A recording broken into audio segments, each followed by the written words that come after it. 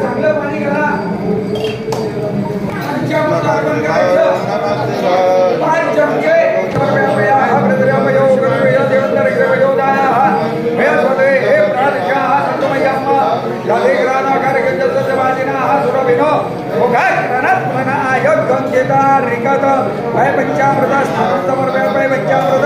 स्नानांतरेन